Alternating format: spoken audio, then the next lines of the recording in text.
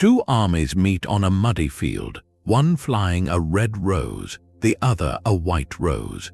This was not a simple war between nations, but a 30-year-long family feud for the English throne, a whirlwind of betrayals, secret plots, and palace coups. By the end of this story, you will understand the shocking political chess game that truly decided who wore the crown beyond the famous battles. How did a king simply vanish from his own court, replaced by his own cousin? What secret deal made lifelong enemies suddenly fight side by side? This saga is a masterclass in ambition and deception. What do you believe is the most dangerous weapon in politics, the sword or the secret? The throne of England in the 1400s was meant to be a seat of absolute power, but under King Henry VI, it became a symbol of profound weakness. Henry was a gentle, pious man, more suited to the quiet of a monastery than the brutal arena of medieval kingship. His reign was defined by two catastrophic failures, one of the mind and one of the realm.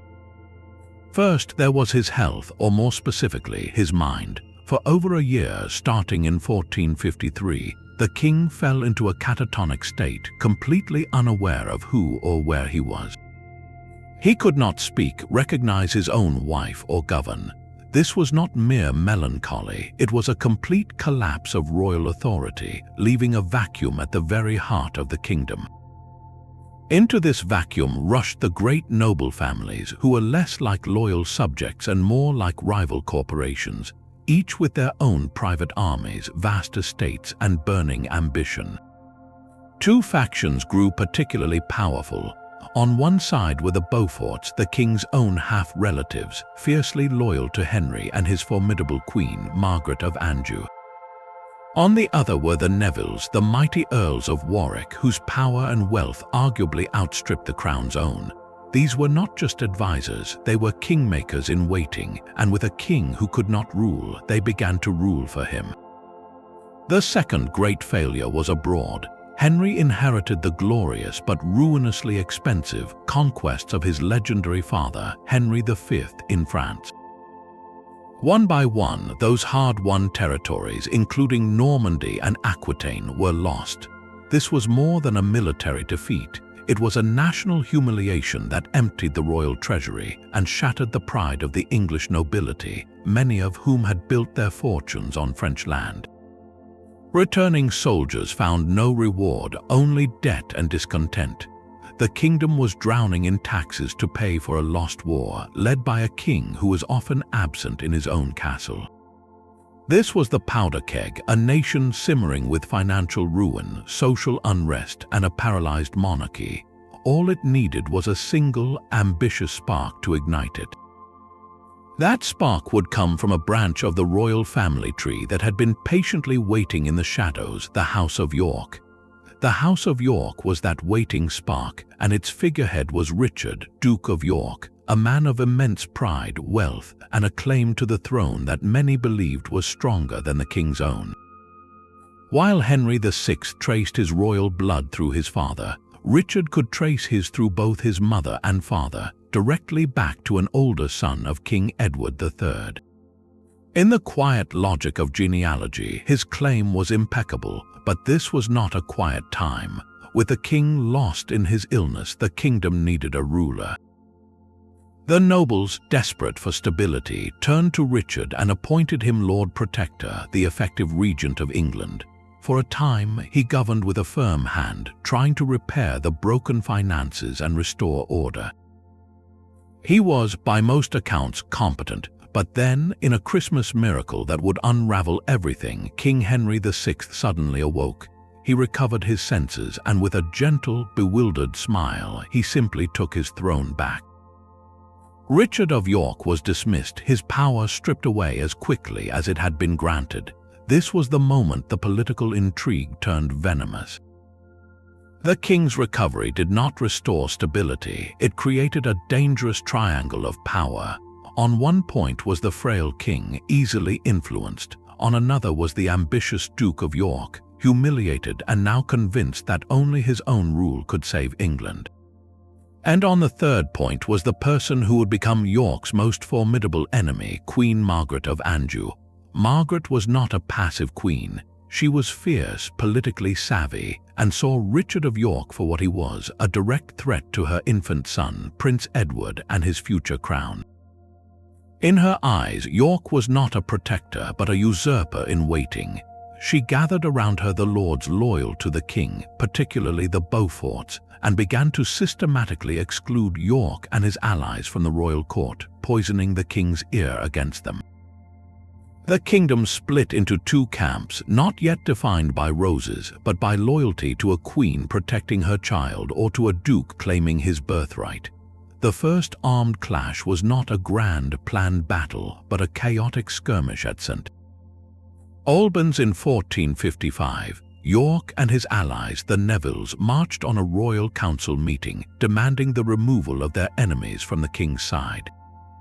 Negotiations broke down and arrows flew in the town streets. It was a small battle by later standards, but its symbolism was enormous. For the first time, an English army had attacked a force surrounding the king himself.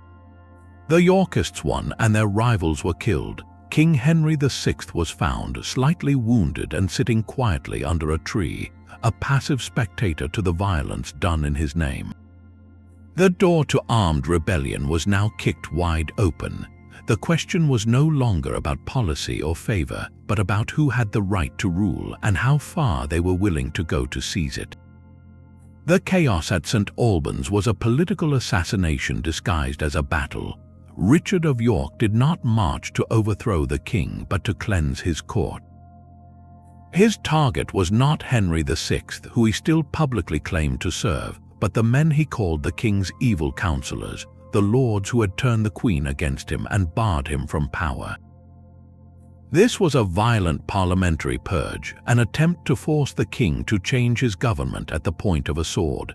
The two sides met not on an open field, but within the confines of the town itself, turning streets and market squares into a deadly maze. Archers fired from behind houses, men clashed in narrow lanes, and the rules of chivalric warfare, which demanded honorable combat between knights, were utterly ignored. The outcome was swift and shocking. The Duke of Somerset, the Queen's favorite and York's bitter rival, was cornered and killed outside a pub. The Earl of Northumberland fell in the street. These were not common soldiers, they were the highest peers of the realm, slaughtered like bandits. For medieval society, this was an unthinkable breach of protocol. Nobles were supposed to be captured for ransom, not summarily executed in a town square. It signaled a terrifying new reality, where political disagreements would no longer be settled in council chambers, but with bloodshed in the streets. King Henry himself was found, an arrow wound in his neck, sitting dazed beneath a tree. He was not a prisoner of war, but a pawn retrieved by the winning side. York led the humbled king back to London, where he was once again installed as Lord Protector. The battle lasted less than an hour, but its echo would last for decades. It proved that the crown could be taken by force, not just by birthright, and that the old rules of honor were dead. From that day forward, every lord in England understood that losing a political argument could mean losing your life. The War of the Roses had its first bitter taste of blood, and it would not be its last. Richard of York now held the king, but he did not yet hold the crown. The aftermath of St. Albans plunged England into a bizarre political twilight. For 5 uneasy years, the kingdom existed in a state of Cold War. The Duke of York served as protector on and off, while Queen Margaret, fiercely protective of her son's birthright, retreated to the north and began raising an army loyal to the royal family, the Lancastrians. The battlefield had shifted from the streets back to the corridors of power, where a different kind of warfare was waged with parchment, promises, and parliamentary procedure. York's ultimate goal was not just to influence a weak king, but to legally secure the succession for himself and his sons, bypassing the king's own son, Prince Edward. To achieve this, he needed to transform his military victory into a constitutional revolution. The moment came in the autumn of 1460. After another round of skirmishes and broken truces, York marched on London with a new boldness. He entered the Houses of Parliament, walked directly to the empty throne, and placed his hand upon it as if to claim it. The stunned silence that followed was deafening. He expected the assembled lords to cheer and offer him the crown. Instead, they met him with an awkward, frightened silence. The act was too brazen, too shocking to the established order. This public rejection forced York to pivot to a more cunning, legalistic strategy. He and his allies, particularly the powerful Earl of Warwick, launched a relentless campaign of political pressure.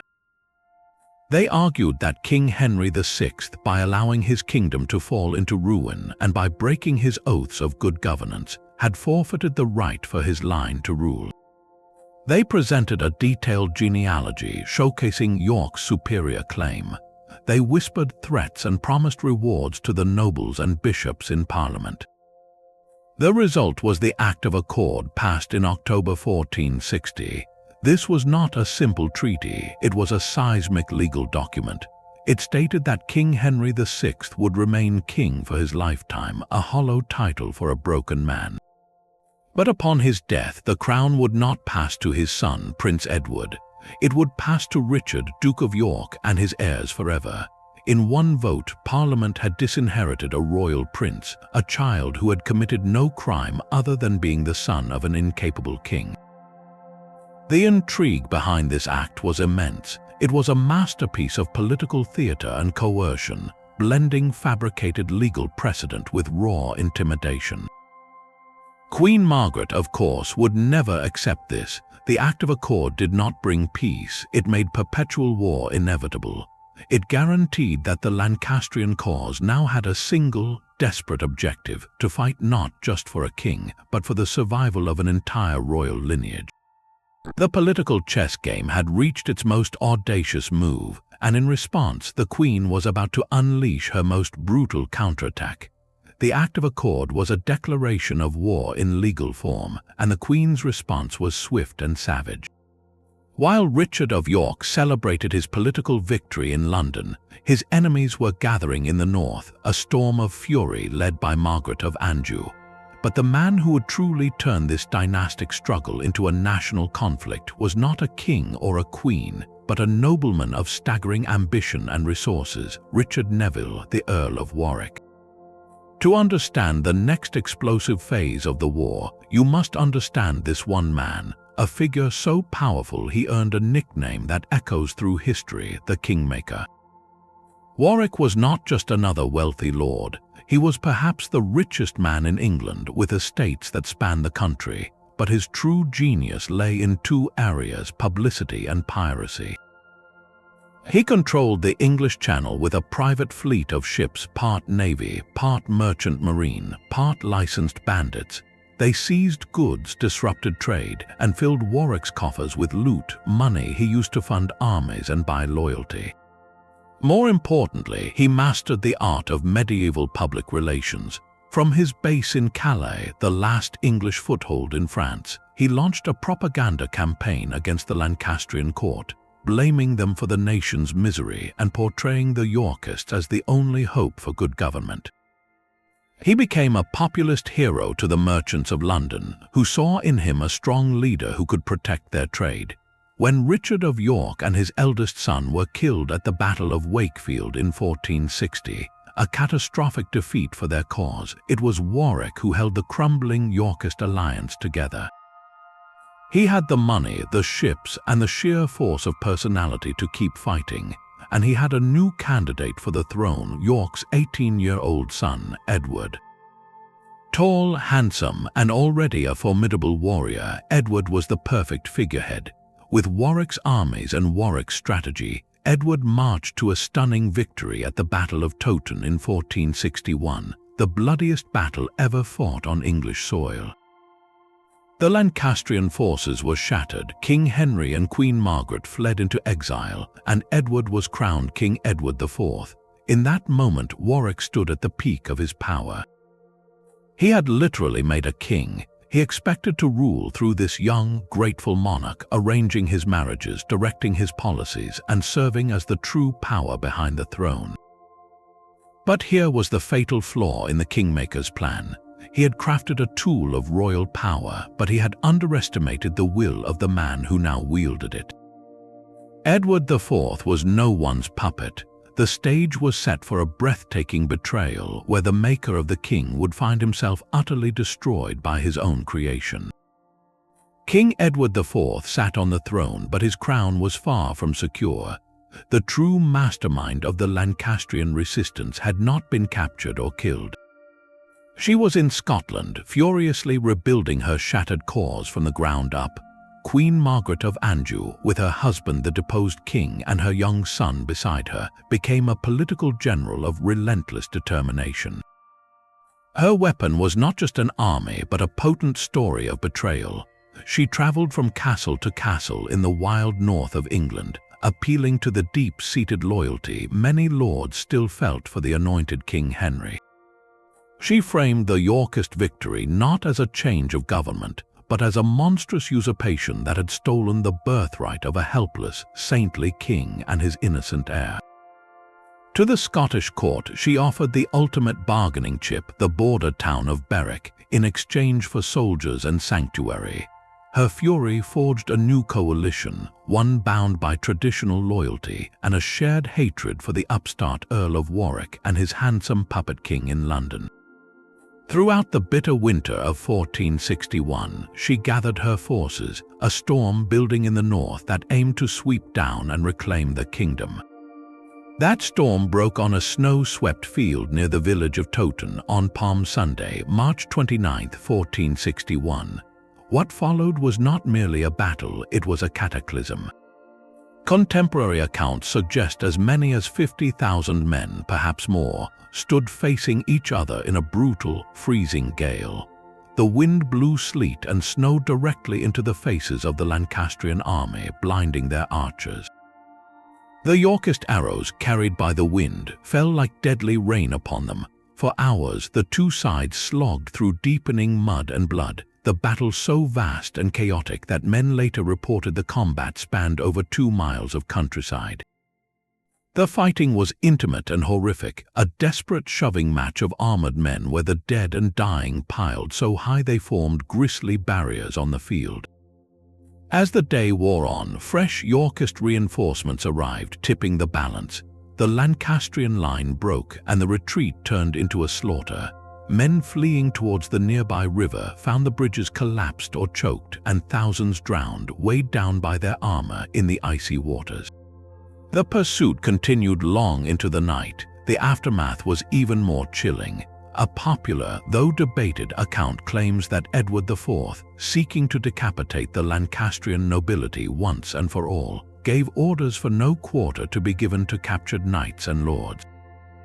The field and the roads for miles around were littered with the dead, a generation of England's military aristocracy wiped out in a single day. Towton was a decisive victory of unimaginable scale. It shattered the military power of the House of Lancaster. King Henry, Queen Margaret, and their son Prince Edward fled north, eventually finding precarious refuge in Scotland. Weeks later, Edward IV entered London in triumph. His path to Westminster Abbey was lined with cheering crowds who saw in this tall, vigorous young king a stark contrast to the frail Henry. His coronation was a spectacle of renewed hope, a deliberate pageant to legitimize a new dynasty born from a battlefield of unprecedented carnage. The Yorkists had won the kingdom through sheer, brutal force. But the political intrigue was far from over, for the man who had put Edward on that throne, the Kingmaker, now expected to be the power behind it, and a king who has fought his way to power is rarely content to be anyone's puppet. The very alliance that had won the crown now contained the seeds of its own destruction. Edward IV's secret was a quiet ceremony in a country chapel. In the spring of 1464, with his throne seemingly secure, the young king made a choice that would shatter his most important alliance. He secretly married Elizabeth Woodville, the widow of a Lancastrian knight killed at St. Albans, she was beautiful, several years older than him, and from a family of middling nobility that had fought for his enemies.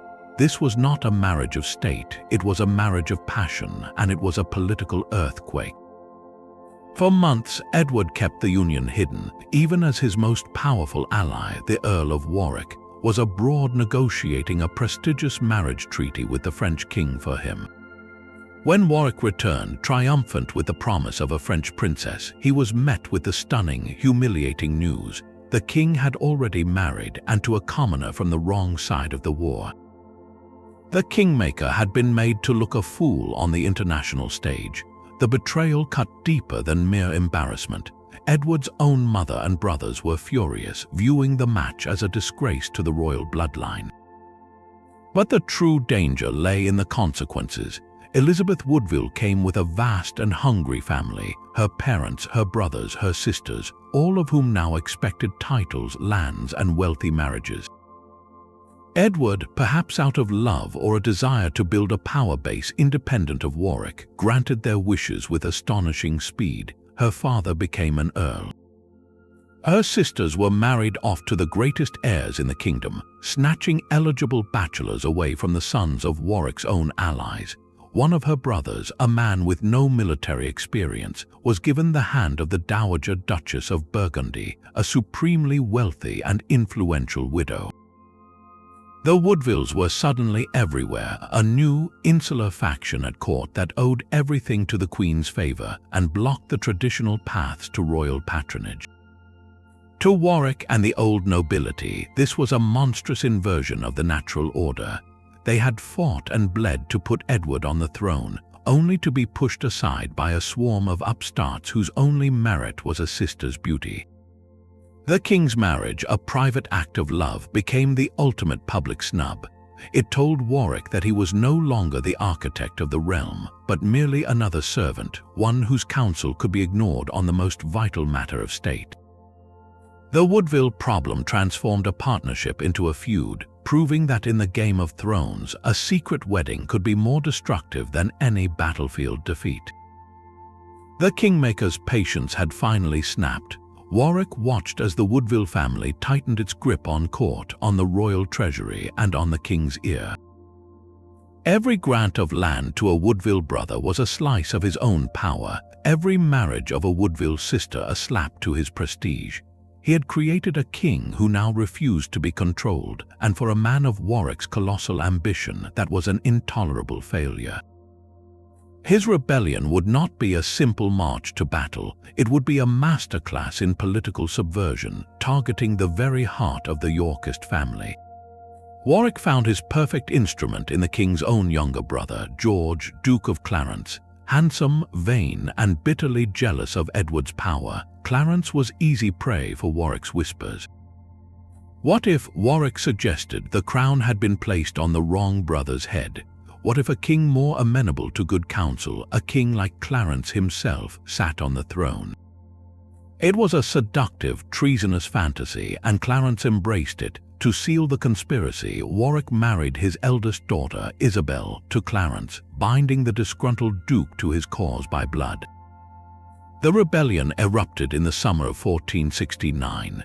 While Edward was distracted putting down a rebellion in the north, Warwick and Clarence raised their own armies in the south. They captured the king not through a great battle but through stunning deception. Edward, traveling with only a small retinue, found himself suddenly surrounded by Warwick's forces. He was taken prisoner, a king arrested by his own subjects and his own brother. For a few dizzying months, Warwick the Kingmaker became Warwick the King-Captor. He paraded Edward from castle to castle, attempting to rule in his name. But here, Warwick encountered a problem he had not foreseen. He had the king, but he could not govern. The nobility and the people of London refused to accept orders from a jailed monarch. The country began to slide toward anarchy. Worse, Edward's other brother, the loyal Richard of Gloucester, was raising an army to free him. Warwick's grand plot was crumbling from within because in 15th century England, a captive king was a useless king. He could not bring himself to kill Edward, for that would make a martyr and unleash Richard's wrath. So, in a humiliating reversal, Warwick was forced to release his royal prisoner. Edward, with breathtaking political grace, simply forgave both Warwick and Clarence publicly, pretending the whole affair had been a tragic misunderstanding. He welcomed them back to court with a smile, but the trust was utterly gone. Warwick now knew he had crossed a line from which there was no return. Edward would bide his time, but his revenge would come. So the Earl of Warwick made the most shocking decision of his life. If he could not control the Yorkist king, he would destroy the Yorkist dynasty entirely. In the spring of 1470, he and a bewildered Duke of Clarence fled England for the court of King Louis XI of France. And there, in a move that left all of Europe stunned, the great Kingmaker knelt before his lifelong enemy, the exiled Queen Margaret of Anjou. He begged her forgiveness and offered her his sword, his fleet, and his genius for rebellion, all to restore her husband, the very king he had worked for a decade to overthrow, back to the throne. It was a betrayal so complete it defied all reason. But in the ruthless calculus of power, Warwick had a new plan. He would become a kingmaker one last time for the House of Lancaster.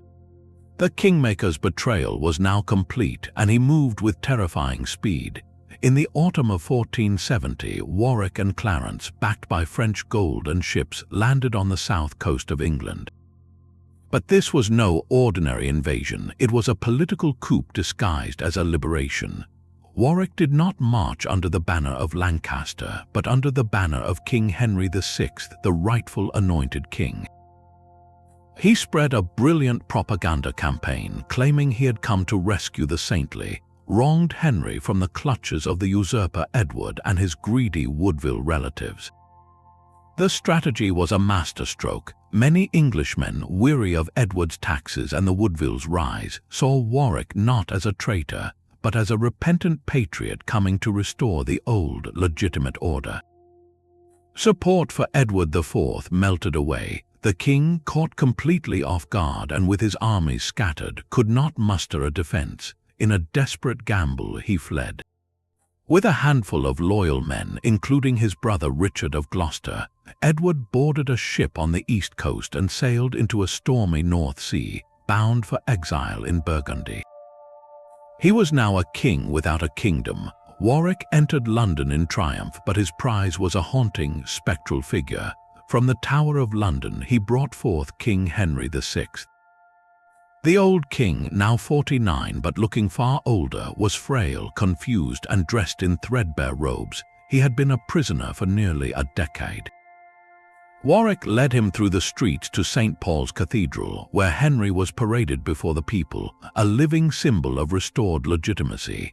Parliament was summoned, and with breathtaking hypocrisy, it annulled the Act of Accord that had once disinherited Henry's son, and it attainted Edward IV as a traitor. Henry was formally recrowned, an event historians call the Redemption. The sight was surreal. The Earl of Warwick, the man who had personally defeated Henry's armies and engineered his downfall, now knelt as his chief minister and the true ruler of the realm. The king he served was a hollow shell, pacified by his long imprisonment, who reportedly spent his days in prayer, utterly detached from the government being run in his name. Warwick held all the strings, but the alliance that put him there was a fragile, hate-filled pact. Queen Margaret and her son, Prince Edward, were still in France, held back by Warwick's insistence that he secure the kingdom first. Their trust in him was paper-thin, a marriage of pure convenience forged in mutual desperation. For a few months, England had two anointed kings, one a prisoner in Burgundy, the other a puppet in London. The kingdom held its breath, waiting for the storm that everyone knew must come. Edward of York was not a man to accept exile quietly. He was gathering his strength, plotting his return, and he would come back not just for his crown, but for vengeance against the brother and the mentor who had stolen it. Edward IV's exile lasted only 6 months, a brief but furious period of planning. From the court of his brother-in-law, the Duke of Burgundy, he secured ships, mercenaries, and a bold plan. In March 1471, with a small force of about 1,500 men, he landed on the remote Yorkshire coast.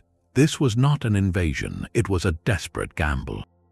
He claimed he had returned not to reclaim the crown, but only his family's ancestral title as Duke of York. It was a brilliant lie, a political feint that confused his enemies and allowed him to march south, gathering supporters who were disillusioned with Warwick's unstable rule. His brother, George of Clarence, ever the opportunist, saw the wind changing and betrayed Warwick once more, bringing his army over to Edward's side. The stage was set for a final, brutal reckoning. The two armies met on Easter Sunday, April 14th, at Barnet, just north of London. The battle began in the pre-dawn darkness, shrouded in a thick, rolling fog that would dictate its horrific course. Men could barely see a few feet ahead. The Yorkist left wing, under Lord Hastings, clashed with the Lancastrian right under the Earl of Oxford. Oxford's men fought brilliantly, scattering Hastings's forces and chasing them from the field. But in the dense fog, they became lost. When they regrouped and tried to return to the fight, they emerged from the mist behind their own Lancastrian centre. In the eerie gloom, Warwick's troops saw shadowy figures approaching and mistook them for Edward's reserves. They loosed a volley of arrows into their own allies. Panic and cries of treason ripped through the Lancastrian lines. Seizing the chaos, Edward IV led a ferocious charge directly into the heart of the enemy. The battle dissolved into a confused, bloody melee in the fog. By the time the mist burned away, the field was lost. The Earl of Warwick, the great Kingmaker, tried to flee on horseback but was cornered in a nearby wood. He was pulled from his saddle and killed, his body stripped of its famed armor. The architect of so much of England's misery was gone, not in a grand duel, but in a muddy thicket, a victim of the very confusion he had so often sowed. The war was not yet over. Queen Margaret and her 17-year-old son, Prince Edward, had finally landed in England the very same day as the Battle of Barnet, unaware of the catastrophe. Hearing the news, their hearts must have sunk, but they pressed on, joining with surviving Lancastrian forces in the west. Edward IV, however, gave them no time to breathe. He marched his victorious army over 200 miles in just 10 days, a stunning feat of medieval logistics to intercept them. He caught the exhausted Lancastrians near the River Severn at Tewkesbury on May 4th. The battle was a masterclass in tactics. The Lancastrians held a strong defensive position on a slope, but Edward feinted an attack, luring them into a fatal charge. He then unleashed a hidden reserve of 200 spearmen he had concealed in a nearby wood. They struck the Lancastrian flank and the line collapsed into a rout. Prince Edward, the last hope of the House of Lancaster, was cut down during the retreat. The accounts of his death are contradictory and politicized, some saying he was captured and executed, others that he died fighting valiantly. Regardless, his death was the end of a direct Lancastrian line. Queen Margaret was captured nearby, her spirit and her cause utterly broken. The clean-up was swift and merciless. Edward returned to London in triumph. That very night, King Henry VI, the gentle, broken puppet in the Tower, was reported to have died of melancholy and displeasure. The official story was unconvincing to everyone. It was widely understood that he had been murdered, almost certainly on the orders of Edward IV, to remove the last symbolic focus for rebellion. With Henry and his son gone, the direct male line of the House of Lancaster was extinguished. The Wars of the Roses, it seemed, were finally over. Edward's throne was secure, his dynasty assured. But a new and more intimate shadow soon fell across the kingdom. Edward IV died unexpectedly in April 1483, still a relatively young man.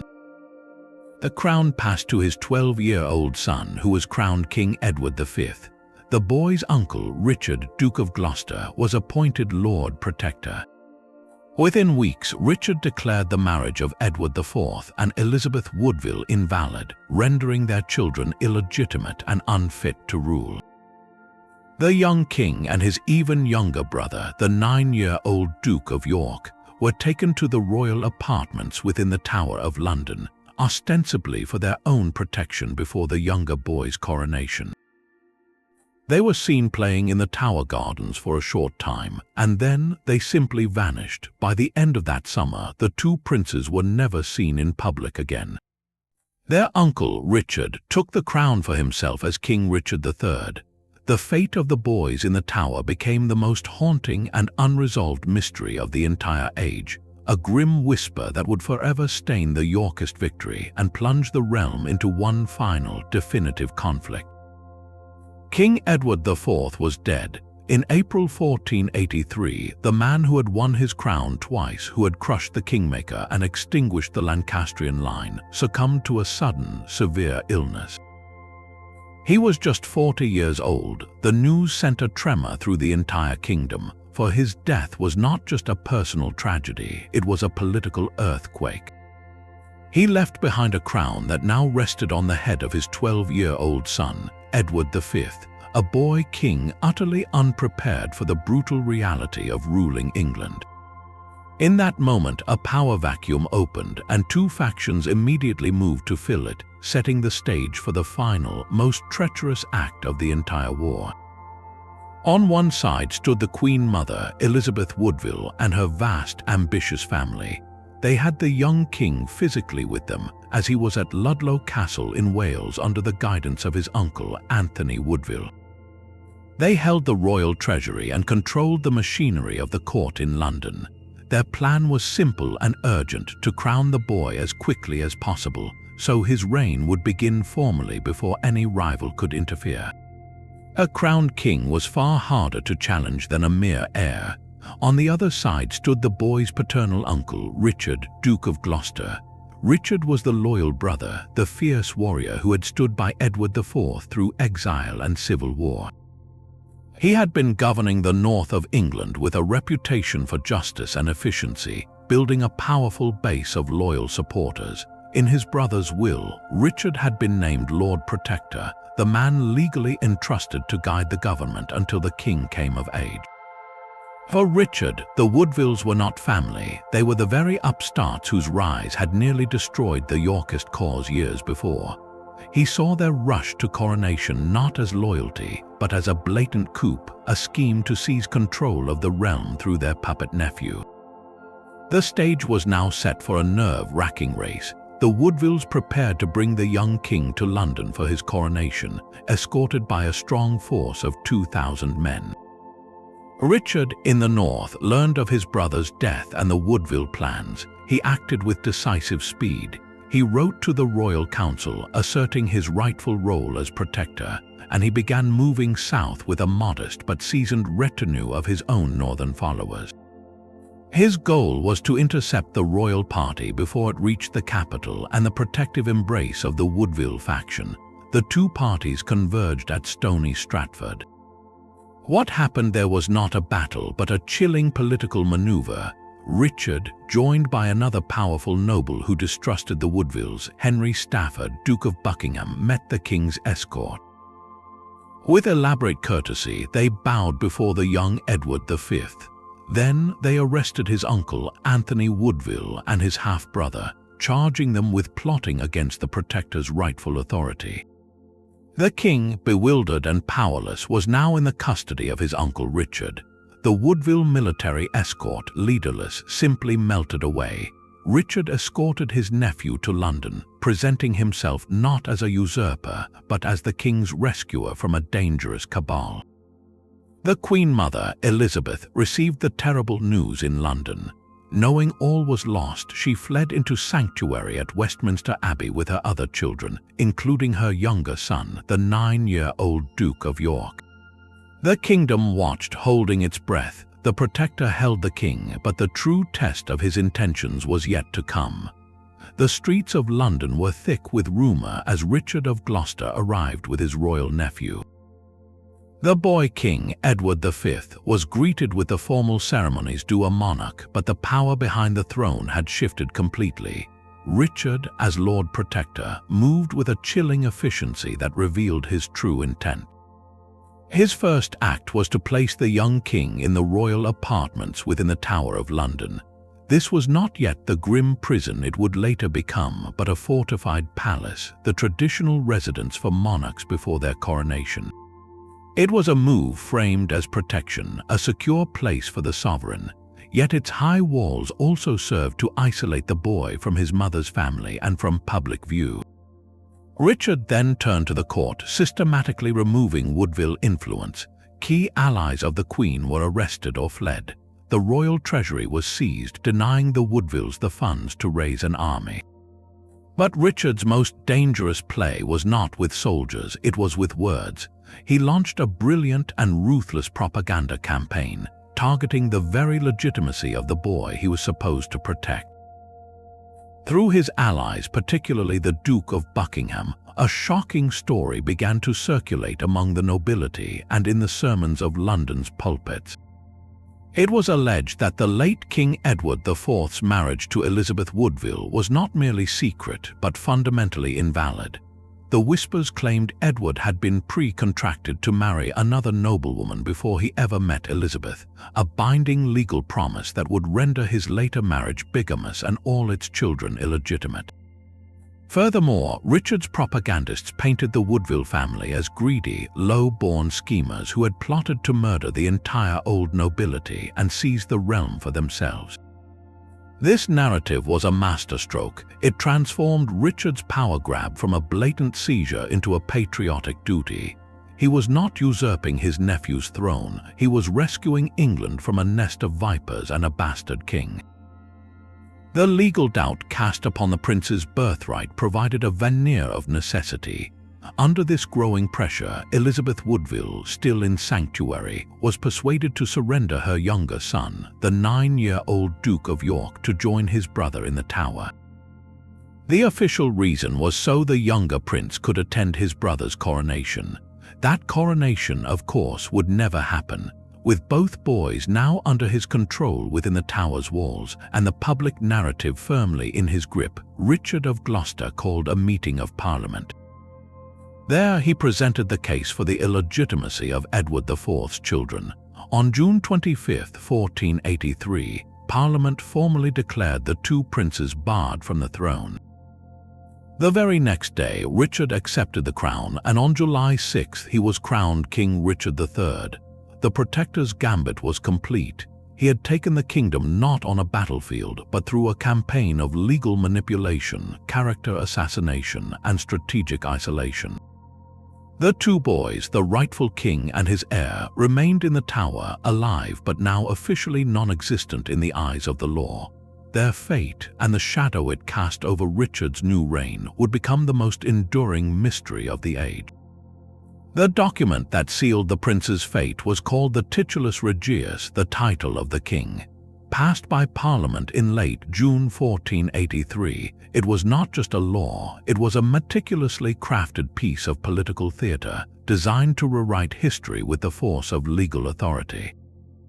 Its central, explosive claim was that the late King Edward IV had been secretly pre-contracted to marry another woman, a lady named Elena Butler, before he ever wed Elizabeth Woodville. In the eyes of 15th century canon law, a pre-contract was as binding as a marriage ceremony itself. If true, it meant Edward's union with Elizabeth was bigamous, and every child from that union, including the 12-year-old Edward V and his brother, was born out of wedlock and therefore barred from inheriting the throne. The document painted a vivid, damning picture of the Woodville family's rise, accusing them of using sorcery and seduction to trap the king, and of plotting the destruction of the old nobility. It was a character assassination of breathtaking scope, but the true genius of the Titulus Regius lay in its second act. Having erased the direct line of Edward IV, it then presented a solution. With the princes removed from the succession, the next rightful heir was their uncle, Richard, Duke of Gloucester, the loyal brother and proven leader. The document framed his ascension not as a seizure of power, but as a reluctant acceptance of a heavy duty, a necessary step to save the realm from the chaos of an illegitimate ruler. This was constitutional coup d'état, a paper revolution, By having Parliament, the representative body of the realm, declare the princes illegitimate, Richard provided a cloak of legality for his actions. It transformed a naked power grab into a restoration of rightful order. The question that hangs over this entire episode, of course, is whether the pre-contract with Elena Butler ever actually existed. No evidence for it has ever been found, and Elena herself had been dead for years by 1483, unable to confirm or deny the story. It was the perfect allegation, impossible to disprove. The titulus regius was Richard's masterstroke, a legal pretext that allowed him to be crowned with a semblance of legitimacy, but it created a terrible, irreversible problem. As long as the two princes lived, they were a walking, breathing refutation of his own title. They were the living proof that his crown was built on a parliamentary fiction. Their continued existence, even in the shadows of the Tower, was an existential threat to the new king's fragile legitimacy. The document that made Richard the king also made the two boys in the Tower a dangerous inconvenience. On a hot July day in 1483, Richard of Gloucester was crowned King Richard III in a ceremony of dazzling splendor at Westminster Abbey. The gold, the jewels, the sacred oil, every symbol of divine right was lavished upon him. Yet the very grandeur of the event could not mask the chilling absences in the crowd. The boy he had sworn to protect, King Edward V, was not there. The boy's younger brother, the Duke of York, was not there. Their mother, Queen Elizabeth Woodville, remained in sanctuary, refusing to acknowledge the coronation. Many of the greatest nobles of the realm were conspicuously absent, their loyalty uncertain. The atmosphere was not one of joyous celebration, but of watchful, brittle unease. A king had been crowned, but the foundation of his reign was a void where two princes should have been. And then that void became absolute. Within weeks of the coronation, the two boys were seen less and less within the Tower grounds. By the end of that summer, they vanished from public view entirely. They were simply gone. No official announcement was ever made about their fate. They did not appear for church services. They were not seen at windows. They were not mentioned in council meetings. It was as if the earth had opened and swallowed them. In the silence, rumors erupted like a fever. Whispers swept through London's taverns and the courts of Europe. Some said the boys had been smothered in their sleep on the orders of the new king. Others speculated they had been secretly shipped abroad to safety. But as months passed with no sign of them, the darkest theory took hold that they had been murdered and their small bodies hidden within the Tower's labyrinth of walls and staircases. The benefit to Richard was immediate and stark. With the sons of Edward IV removed from the picture, the direct Yorkist line was broken. No credible male heir from his own family remained to challenge him. The titulus regius had declared them illegitimate, and now their physical disappearance made that declaration a permanent, terrifying reality. Any noble who might have rallied to their cause now had no banner to raise, no prince to protect. Richard's rule, however uneasy, was now unchallenged from within his own house. This was the ultimate political crime of the era, not a battle fought in daylight, but a quiet, unresolved vanishing that solved a king's most pressing problem. The princes in the Tower became a ghostly weight on the English conscience, a mystery that would haunt Richard's every move and soon provide the perfect weapon for his enemies. The crown on Richard III's head felt heavier with each passing week. His legal coup had succeeded, but the kingdom he now ruled was a tinderbox of suspicion and fear, and the first spark of open rebellion came not from a longtime enemy, but from the man who had helped him seize power. In the autumn of 1483, just months after Richard's coronation, his most powerful ally, Henry Stafford, the Duke of Buckingham, raised an army against him. This was the Buckingham Rebellion, a shocking betrayal that revealed the deep cracks in the new king's foundation. Why would Buckingham turn? The motives are a tangled web, each thread more damning than the last. The most haunting possibility is simple remorse. As the man who had helped isolate the princes and spread the propaganda that declared them bastards, Buckingham may have learned a terrible truth about their fate, a truth that turned his stomach and his loyalty. Perhaps he had believed Richard's promises of safety for the boys, only to discover they had been murdered. His conscience, if he had one, could not abide being the accomplice to such a crime. But ambition was always a stronger force than conscience in this era. Buckingham himself had a trace of royal blood, a distant but legitimate claim to the throne through his descent from an earlier son of Edward III. With the sons of Edward IV gone and Richard's own popularity crumbling, Buckingham may have seen a path to the crown for himself. He was already the richest and most powerful duke in England. Why not aim higher? The third and most strategically dangerous motive points to a shadowy coordination with a new player waiting across the English Channel. That player was Henry Tudor, the last surviving male heir of the House of Lancaster, living in exile in Brittany. Henry's claim was thin, but it was the only one left. Evidence suggests that Buckingham's rebellion was not a solo act, but part of a coordinated, two-pronged invasion plan. Buckingham would raise the south of England, while Henry Tudor would sail from France with an army of mercenaries to join him. Together, they would crush Richard and decide the spoils later. The plan was brilliant in theory, but a disaster in practice. The rebellion was poorly timed and plagued by misfortune. Buckingham raised his forces in Wales, but relentless autumn storms and floods washed out roads and bridges, trapping his army. Meanwhile, Henry Tudor's fleet was scattered by the same storms, forcing him to abort his landing. Isolated and unable to link up, Buckingham's revolt collapsed before it could truly begin.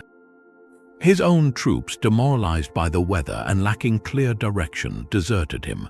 The Duke was forced to flee, disguising himself as a common laborer. He was hunted down, betrayed for the sizable bounty on his head, and brought before King Richard. There was no mercy. Henry Stafford, Duke of Buckingham, who had stood beside Richard at Stony Stratford and championed his cause in Parliament, was beheaded in the marketplace at Salisbury on November 2nd. His execution sent a clear message of ruthlessness, but it also revealed Richard's profound isolation. The rebellion's failure did not strengthen Richard's grip, it exposed its fragility. It proved that the political class, the very men whose support he needed, were willing to gamble on his overthrow. It forged a direct link between domestic discontent and the exiled Henry Tudor, giving the Lancastrian cause a new, viable focus. And it permanently stained Richard's reign with the blood of his most prominent supporter, a man whose turncoat actions suggested that even those closest to the throne believed something had gone terribly, unforgivably wrong. The kingdom was now watching, waiting for the next storm to gather. The execution of Buckingham was a disaster that created its own successor. Across the English Channel, a man who had spent his entire life in the shadow of other people's ambitions saw his moment finally arrive. His name was Henry Tudor, and he was the last desperate hope of the shattered House of Lancaster. His claim to the English throne was so thin it was almost transparent. He was not a prince, but the son of a Welsh nobleman, Edmund Tudor, and his royal blood came exclusively through his formidable mother, Margaret Beaufort. She was a direct descendant of John of Gaunt, but through a line that had been specifically barred from the throne decades earlier. By the strictest rules, Henry had no legal right at all. But in the bloody aftermath of Tewkesbury, where the Lancastrian male line was wiped out, a weak claim was the only one left. It was enough to make him a target. Since the age of 14, Henry had lived in exile, first in Wales and then in the Duchy of Brittany, a political pawn and a permanent refugee. For 14 long years, he existed in a state of perpetual anxiety, moving from castle to castle, never certain if his host, Duke Francis II, would sell him to the Yorkist kings for a better political deal. His life was a lesson in precarious survival, a constant calculation of trust and betrayal in the glittering, treacherous courts of Europe. While Henry navigated this diplomatic minefield abroad, his mother was conducting a masterclass in conspiracy at home. Margaret Beaufort, though married to the Yorkist Lord Stanley, never wavered in her devotion to her son's cause. She was a woman of immense intelligence, piety, and relentless political skill. From her estates, she operated a clandestine network of messengers, spies, and sympathizers, weaving a web of intrigue that connected disaffected Yorkists to the exiled Lancastrian hope. She communicated in code, used trusted priests as couriers, and slowly, patiently, built a coalition of the discontented. The chaos of Richard III's reign was the oxygen her plot needed to ignite. Richard's seizure of the throne, the disappearance of the princes, and his harsh treatment of the old nobility created a pool of bitter, fearful men who had everything to lose. These were not natural Lancastrians, they were Yorkists who felt betrayed by their own king. Margaret and her allies, including the widowed Queen Elizabeth Woodville in Sanctuary, began to whisper a stunning new proposal. What if Henry Tudor returned, not just as a Lancastrian claimant, but as a unifier? What if he pledged to marry Elizabeth of York, the eldest daughter of Edward IV, thereby weaving the red rose of Lancaster with the white rose of York? This was a political masterstroke. It offered a peaceful resolution to a 30-year war, a promise to heal the kingdom's wounds by joining the two bloodlines. The promise of this marriage turned Henry from a marginal exile into a viable king. When Buckingham rebelled, Henry tried to sail. The storms that scattered his fleet and doomed Buckingham also saved Henry's life, forcing him to turn back. But the attempt was not a failure, it was a signal. It proved there was a plan, and there were powerful people in England willing to risk everything for it. Richard III now knew the threat had a name and a face. The window of opportunity was creaking open, and from the coast of Brittany, a man who had known nothing but exile began to prepare for the most dangerous voyage of his life. A king's ransom was being assembled not in England's treasury but in the vaults of the French crown. Henry Tudor's claim was a dream, but dreams required soldiers, ships, and silver, none of which he possessed. His survival now hinged on the cold, calculating politics of a foreign power, France, and the shrewd woman who effectively ruled it, Anne of Beaujeu. She was the sister of the young King Charles VIII and served as regent, governing a kingdom still recovering from its own long wars. To her, Henry was not a future king, but a perfect geopolitical weapon. England under a strong, unified Yorkist ruler like Richard III was a dire threat. A stable England could ally with France's enemies, like the Duchy of Brittany where Henry had been sheltered, or the powerful Duchy of Burgundy. But as England plunged back into civil war, that was a gift. A distracted England, consumed by its own internal strife, could not interfere with French ambitions. Supporting Henry Tudor's invasion was a relatively cheap, high-reward strategy to export chaos across the Channel. Anne of Beaujeu and her council did not give Henry a blank check out of charity. They provided a loan, a substantial one, estimated to be around 40,000 livres. This was not a gift but an investment in English instability. With that French gold, Henry's agents could finally act. They hired seasoned mercenaries, professional soldiers who fought for pay, not passion. These were not the levied farmers of feudal armies, but a corps of tough, experienced troops, including 2,000 fearsome Swiss pikemen and a contingent of French artillerymen. The French also supplied the critical naval transport, a fleet of ships to carry this little army from the port of Harfleur to the shores of Wales. This foreign backing transformed Henry's enterprise. He was no longer leading a band of desperate exiles, but commanding a small, professional, and well-equipped expeditionary force. Every piece of French silver, every mercenary's contract, was a calculated move in a larger European game. France was not betting on Henry Tudor the man, they were betting on the certainty of the chaos he would unleash, a chaos from which they alone would benefit. Henry, of course, understood this perfectly. He accepted the strings attached to the money, knowing that his path to the English throne began as a pawn in France's strategic chessboard. He now had an army. The only question was whether it would be enough to topple a king. Richard III watched the Welsh coast with a growing, cold fury. The invasion he had long feared was finally underway. In early August 1485, Henry Tudor's small fleet, funded by French gold and carrying his corps of mercenaries, landed at Milford Haven in Wales. Henry's strategy was one of political symbolism as much as military maneuvering. He marched under the Red Dragon banner of Cadwaladr, the ancient Welsh king, a deliberate appeal to the people of a land long marginalized by English kings. It was a clever gambit, and it worked. Men joined his ranks not in overwhelming numbers, but enough to swell his force as he moved eastward through Wales and into England. Richard, however, was not caught unprepared. He had spent months fortifying his position, gathering what was arguably the finest royal army of the late medieval period. From his base at Nottingham Castle, the heart of his power, he summoned his loyal nobility. They came with their private armies, knights in gleaming plate armor, and thousands of veteran archers and billmen. By the time Richard marched to intercept Henry, his force numbered perhaps 10,000 men, a formidable host. Henry's army, by contrast, was a patchwork of perhaps 5,000, a mix of his French and Scottish mercenaries, Welsh recruits, and a small band of English exiles.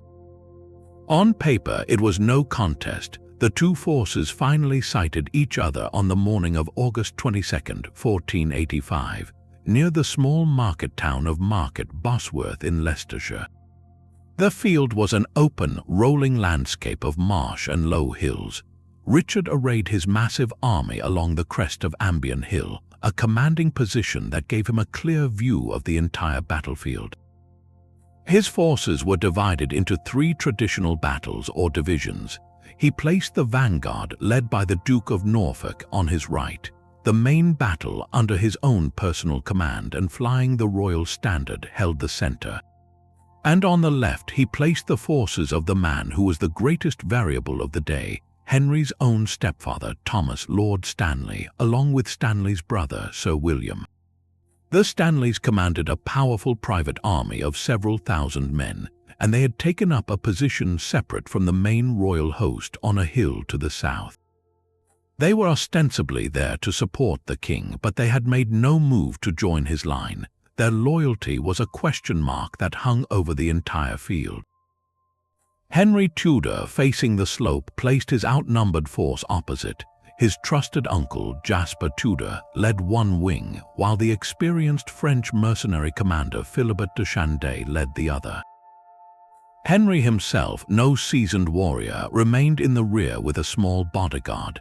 The stage was not just set for a battle, but for a breathtaking act of political theater where betrayal would be the decisive weapon. The battle began with a deadly exchange of artillery fire and arrows, the air filling with smoke and the whistle of missiles. Then Henry's right wing, under de Chanday, advanced up the hill to engage the Duke of Norfolk's vanguard. The fighting was fierce and brutal, a shoving, hacking press of men where the slope favored the defenders. For a time, Norfolk's line held. It was during this grinding combat that the true intrigue unfolded. Seeing his forces engaged, Henry made a desperate gamble. He broke from the rear and rode across the front of the battlefield, directly toward the Stanley position on the opposite hill. He was placing himself in extreme danger, but his goal was not to fight, it was to force a decision. He was calling his stepfather's bluff. Richard, watching from his high perch, saw this movement and understood its meaning with perfect clarity. If the Stanleys joined Henry, the battle would be lost. In that moment, the king faced a choice. He could stay safe, directing the battle from the hill, or he could attempt a single, audacious strike to end the rebellion at its source. He chose the charge, shouting treason. Richard III gathered his closest knights and his household retainers, perhaps 1,000 men in total, and launched a thunderous downhill charge directly at Henry Tudor's small personal group. It was a move of breathtaking risk and kingly fury. His lance leveled, his crown fixed upon his helmet, he cut through Henry's front lines with terrifying force. his goal unmistakable: to kill the pretender in single combat and shatter the rebel army's spirit. He came agonizingly close. He reached Henry's standard-bearer, William Brandon, and killed him, the Tudor standard falling into the mud. Henry's bodyguards closed around him in a desperate ring. It was the pivotal moment of the war, of the entire 30-year conflict, and it was then that Lord Stanley made his choice. Seeing Richard separated from the bulk of his army and fully committed to his charge, Stanley finally ordered his thousands of fresh troops to move. They did not join Richard. They turned and slammed into the flank and rear of the king's charging knights. The trap was sprung. Richard III, the last Plantagenet king, found himself surrounded. He fought on ferociously, legend saying he refused a horse to flee, declaring he would die a king of England. In the bloody scrum, his crown was knocked from his helmet and reportedly found later hanging in a hawthorn bush. He was overwhelmed and cut down. His body was stripped and paraded naked over a horse back to Leicester. The royal army, seeing its king dead and its flank shattered, broke and fled. The Battle of Bosworth Field lasted little more than 2 hours. Its outcome was not determined by numbers or terrain, but by a single, calculated act of withheld loyalty and timely betrayal. Lord Stanley's decision to watch and wait, and then to move at the precise moment of Richard's greatest vulnerability, decided the fate of the crown. With Richard's death in the mud, the Wars of the Roses reached their sudden, violent end. A new dynasty was born not from an undisputed claim, but from a sword stroke on a forgotten field, a victory secured less by right of blood than by the cold, patient intrigue of a stepfather who knew exactly when to choose his son. The crown found in a hawthorn bush was placed upon a new head. Henry Tudor, now King Henry VII, stood victorious on the field at Bosworth, but his true battle for legitimacy was just beginning. His reign did not start with the clash of arms, but with a quiet, devastating legal maneuver. He proclaimed that his reign had officially begun the day before the battle. This was not a minor technicality, it was a masterstroke of political vengeance. By backdating his kingship, he transformed every man who had stood with Richard III from loyal subjects into traitors fighting against their anointed king. Their lands and titles were now forfeit to the crown, providing Henry with an immediate windfall of wealth and a powerful tool to reward his own supporters and punish his enemies. It was the first act of a ruler who understood that control of the past was the key to securing the future. With the legal foundation laid, Henry moved to fulfill the central promise of his invasion. In January 1486, he married Elizabeth of York, the eldest daughter of Edward IV. This was the union his mother had secretly engineered. The marriage meant to weave the red rose of Lancaster with the white rose of York. The ceremony was one of profound political theater. It was not just a wedding, but a symbolic end to 3 decades of civil war, a public pledge that the blood feuds would cease and the kingdom would be made whole. Henry, however, was careful to establish a crucial narrative. He insisted that his right to rule came from his own victory and lineage, not from his marriage. Elizabeth was crowned queen consort, but the Tudor dynasty was founded on his name, his claim. He was merging the roses, but ensuring his was the stem from which the new flower grew. The propaganda to cement this new reality was relentless and brilliant. Court poets and historians were commissioned to craft a new origin story for England. They portrayed the Wars of the Roses as a divine punishment for the nation's sin, a terrible bloodletting that was now finally over. Henry VII was depicted not as a usurper, but as a divinely sent peacemaker, a second King Arthur returned to unite the realm. The Tudor rose, a hybrid flower with both red and white petals, became the ubiquitous symbol of this hard-won unity, stamped on coins, carved into palace walls, and woven into tapestries. Every image reinforced the same message: the chaos of the past was gone, replaced by a stable, divinely ordained future. With the death of Richard III, the mighty Plantagenet dynasty, which had ruled England for over 300 years, sputtered and died on that Leicestershire field. Its final king was buried without fanfare in a Greyfriars church in Leicester, his grave so forgotten its location would be lost for centuries. The age of charismatic warrior kings claiming the throne by raw force of arms was, Henry hoped, over. In its place, he built something new, the Tudor state, founded on administrative control, financial prudence, and the ruthless suppression of rival claims. He established the court of the Star Chamber to curb the power of the nobility, and he hoarded money with a zeal that built a full treasury. The battlefield intrigue of the past was being replaced by the bureaucratic intrigue of a new age. Yet for all his success, a quiet question lingered in the shadows of his splendid court. The wars were over, but were the dynastic ghosts truly laid to rest? The peace Henry VII had promised was fragile, haunted by the ghosts of princes. The very same political weapon that had brought Richard III down, the power of a rival claimant, was now aimed directly at the new Tudor king. His reign would be tormented by two shadowy figures, young men who appeared from the mist, each claiming to be a lost prince returned from the dead. The first of these pretenders was a boy named Lambert Simnel. In the spring of 1487, just 2 years after Bosworth, stories began to circulate in Ireland and the north of England. A 10-year-old boy of humble origins was being presented as a Yorkist prince. But here was the intriguing twist. He was not initially said to be one of the vanished boys from the Tower. Instead, his powerful backers, led by a disgruntled Oxford priest and a Yorkist loyalist, declared him to be Edward, the Earl of Warwick. This was a clever, cynical choice. The real Earl of Warwick was the son of the Duke of Clarence, Richard III's brother, and he was very much alive, a prisoner in the Tower of London. But he was a child who had been locked away for years, unseen by the public. The plotters gambled that few people would know what the real Warwick looked like.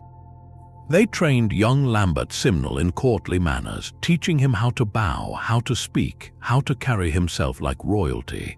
They then took him to Ireland, where Yorkist sympathy remained strong, and the Irish lords, eager to challenge English authority, enthusiastically crowned him as King Edward VI in Dublin.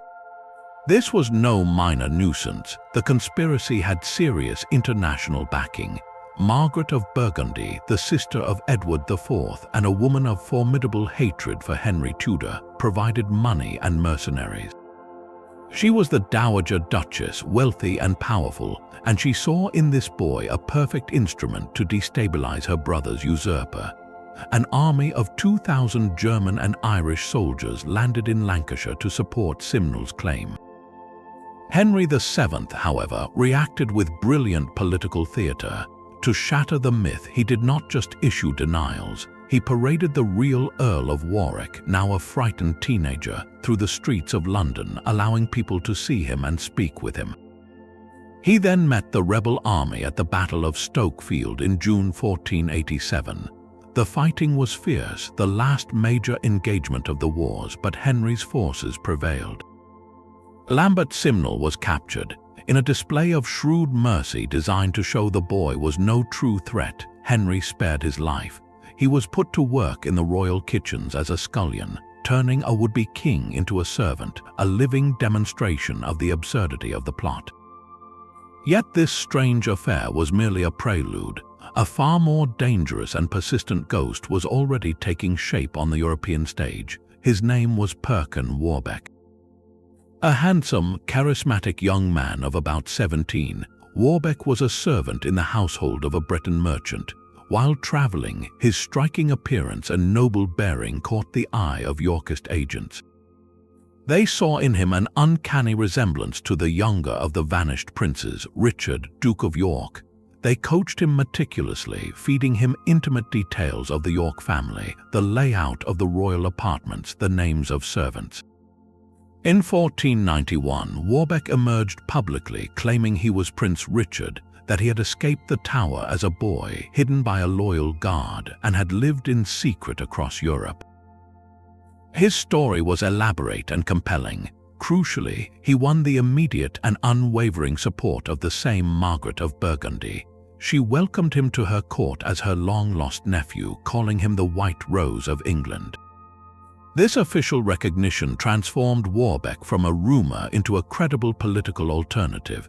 For 8 agonizing years, he was a thorn in Henry's side, a wandering ghost king supported by a rotating cast of England's enemies. The King of France used him as a bargaining chip. James IV of Scotland, seeking advantage, welcomed him, knighted him, and even gave him a royal bride, his own cousin. Most dangerously, Warbeck's presence sparked flickers of rebellion within England itself. Sir William Stanley, the brother of Henry's own stepfather, a man who had fought at Bosworth, was implicated in plots to support the pretender and was executed. Warbeck even attempted 2 landings in England, one in Kent and a later, more serious attempt in Cornwall, where he was briefly proclaimed king before his makeshift army melted away. He was eventually captured in 1497. After confessing to being an impostor, he was initially spared and kept under house arrest, but when he tried to escape, Henry's patience ran out. Perkin Warbeck was hanged at Tyburn in 1499. These pretender crises were not mere farces. They were sophisticated exercises in political destabilization, revealing the profound insecurity of the new Tudor regime. They showed that the wounds of the Civil War were still raw, that a significant portion of the nobility and foreign courts were willing to gamble on an alternative, any alternative to Henry. The backing of Margaret of Burgundy proved that the Yorkist cause was not dead. It had simply moved its court abroad. The enduring power of the story, especially Warbeck's claim to be a prince who had escaped, speaks to the unresolved national trauma of the boys in the Tower. As long as their fate remained a mystery, the door was left open for ghosts to walk through it. Henry VII survived these challenges, but they forced him to rule with a watchful, paranoid eye, building a system of spies and financial controls that would define his reign. He had won the crown on a battlefield, but he would spend a lifetime defending it from the shadows cast by 2 missing children.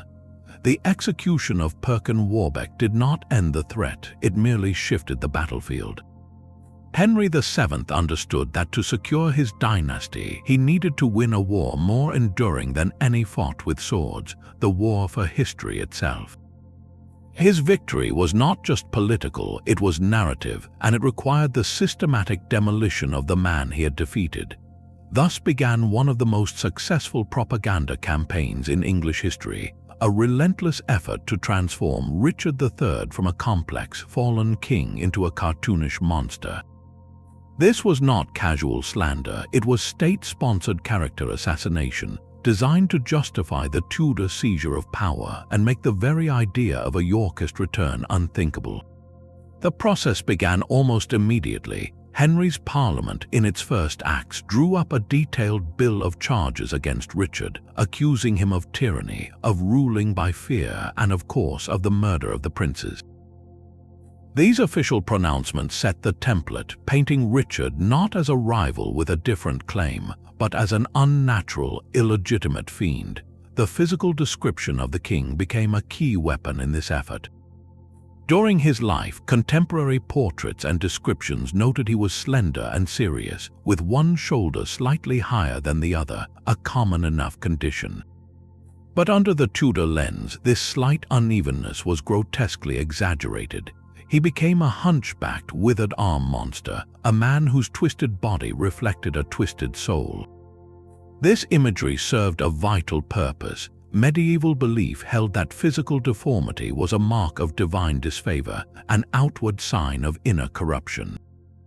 By portraying Richard as physically monstrous, Tudor propagandists were arguing he was morally and politically monstrous by nature, a king who never should have ruled. The most influential architects of this dark legend were not soldiers but writers. Decades after Bosworth, Sir Thomas More, a scholar and statesman under Henry VIII, wrote his history of King Richard III.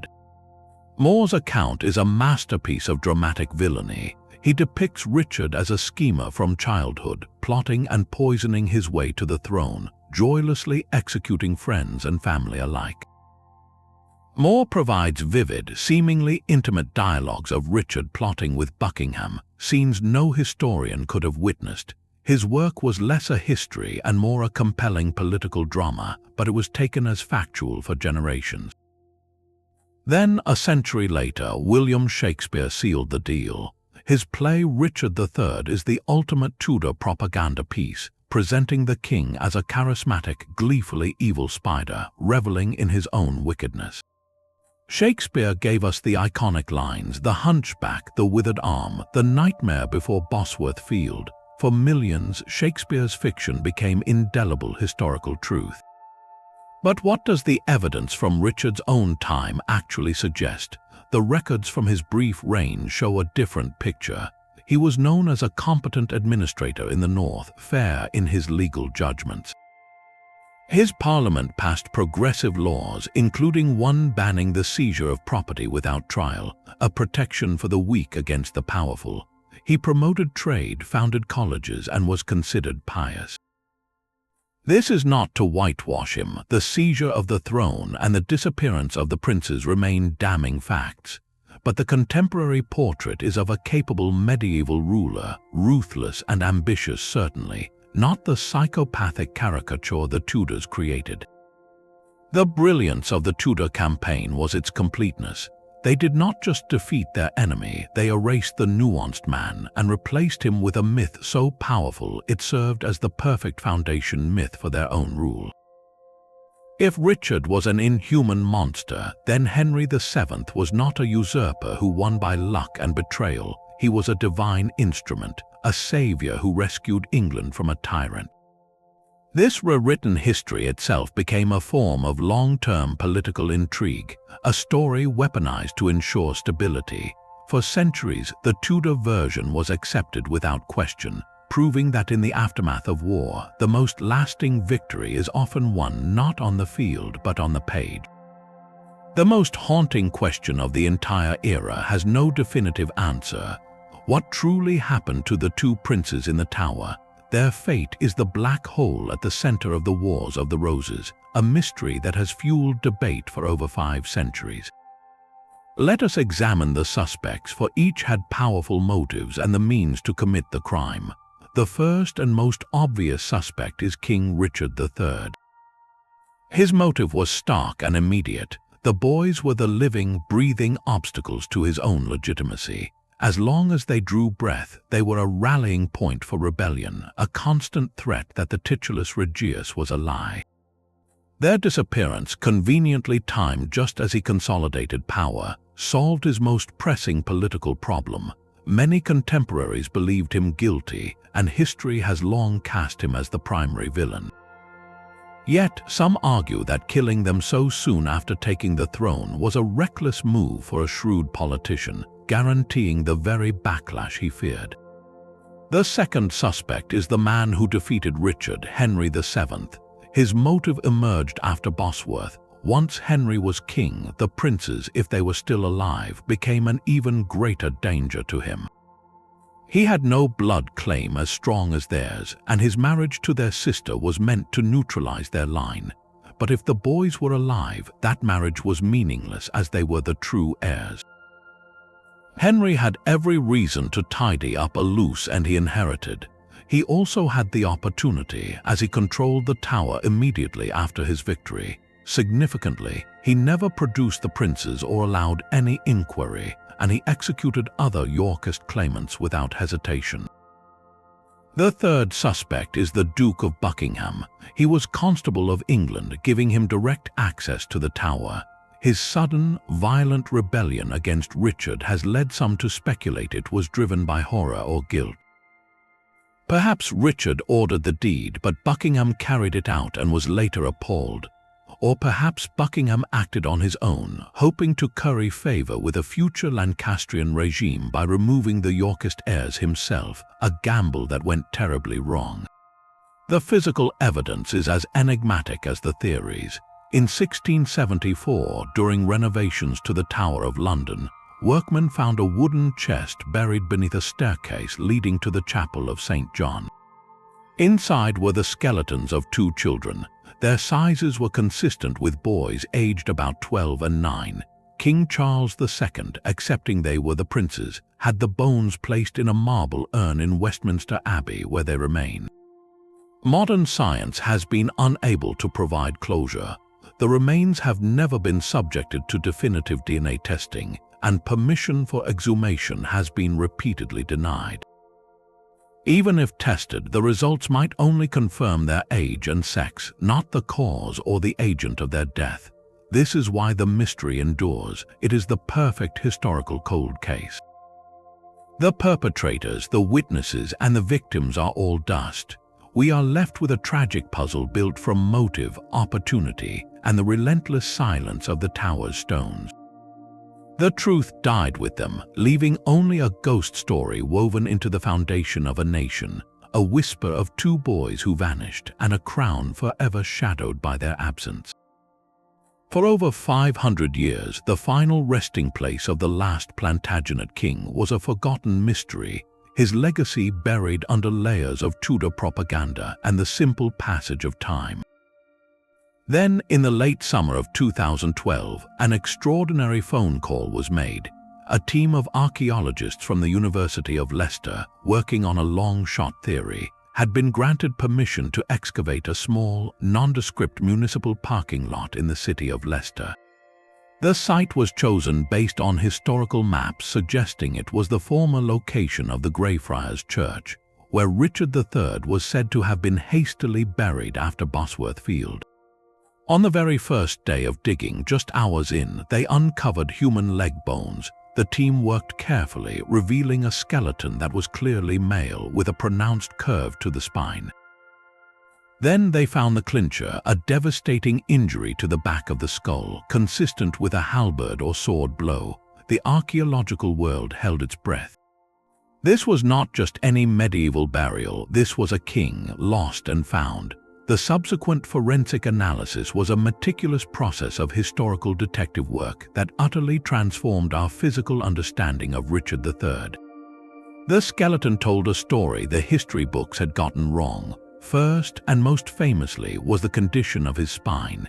He did have scoliosis, a sideways curvature that would have made one shoulder appear higher than the other. But this was not the withered, hunchback deformity of Shakespearean legend. The analysis showed it began in his adolescence, and while it would have been visible, it would not have severely limited his mobility or prowess in armor. The man could have fought and fought well. The trauma to his body, however, was brutal and unequivocal.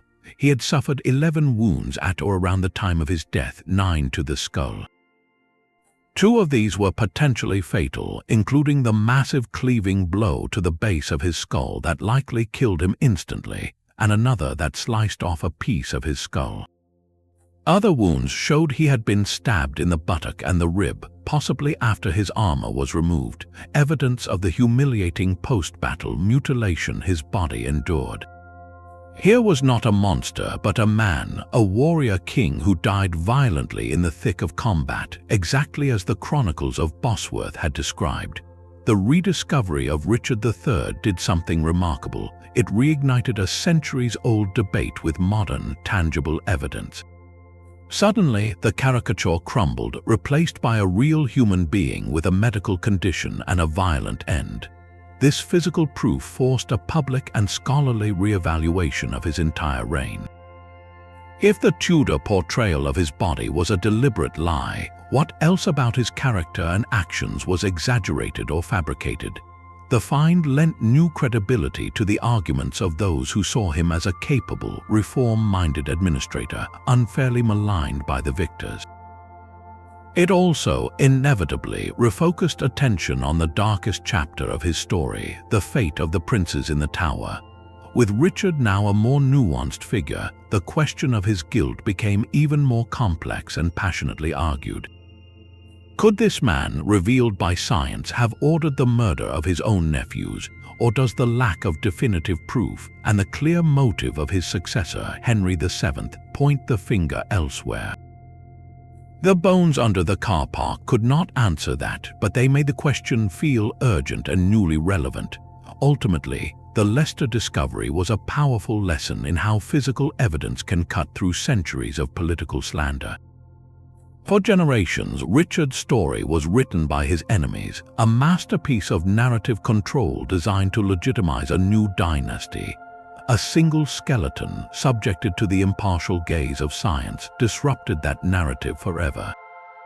It proved that history is not a fixed story, but a living dialogue between the past and the present, where a forgotten grave can become a key that unlocks a new understanding of ambition, propaganda, and the fragile truth beneath the layers of myth. The king in the car park reminds us that even the most vilified figures were human, and that the quest for their real story is never truly over. The Wars of the Roses stand as history's ultimate masterclass in political intrigue. For 30 years, the crown was not won by the clearest claim, but by the most cunning maneuver. It was a lethal game where genealogy was a weapon, loyalty was a currency, and the battlefield was only the final, bloody expression of secrets whispered in palace corridors. This saga gifted us the archetypes that still define power struggles today. We have the ultimate kingmaker in Warwick, a man who believed he could control the throne only to be destroyed by his own ambition. We have the haunting, unsolvable mystery of the princes in the Tower, a crime that forever stains a dynasty with its silence. And we have the ultimate underdog story in Henry Tudor, a man who turned exile, foreign gold, and a strategic marriage into a new royal line that would rule for over a century. Their world was decided by a volatile mix of bloodlines, betrayal, brilliant propaganda, and sheer, undeniable luck.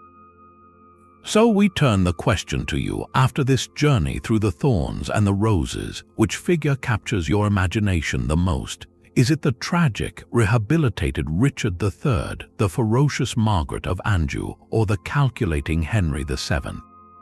And which mystery would you most want solved once and for all? Share your thoughts in the comments below. If you enjoyed this deep dive into the political puzzles of the past, be sure to like this video and subscribe for more journeys into the shadows of history.